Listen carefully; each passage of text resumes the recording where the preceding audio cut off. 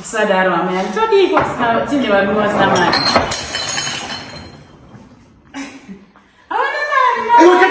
Kata phone yobani. Kata phone.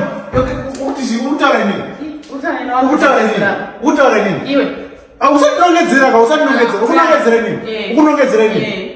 Who give you the audacity? Iwe.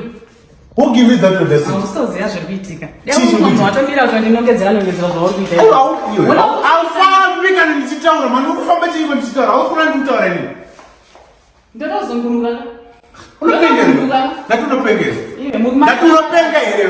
Saka kuti ndina mari nini? Ndati ndina mari here. Ende murume asina mari akumiziguru wamukadzi. Iyo. Mira mani ndichitaura. Ukwenda kupi ndichitaura. Mira saka kuti ndenda kuti ndina mari. Ndani ndenda kuti ndina mari nini? Ishamwari yangu maini. Saka ndiye wakuudza kuti ndina mari nini? Unaye.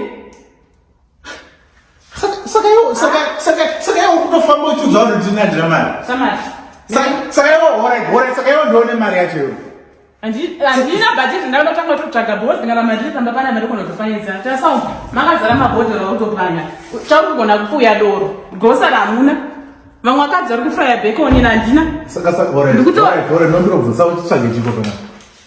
Ukutsvage chiko pana kana usauro ndokusiya chingobva apo panapa. Kana ndisina mari chibva panapa. Because you have the probability yekuti chita kana ndisina mari. Ndiri pane. Chibva panapa. Ndikutomunzwira ati iwe mira kumandisa atingambodana ndichidzorana tsitsi wazire. Atingambodana ndichidzorana tsitsi. What for kana yawo chiti ndina ndina mari. Hapana parambokunya chiri chako kuti ndondichidzira. Shamwari. Haunichidzire. Shamwari. Haunichidzire. Wakupesana neyo. Uzinzo.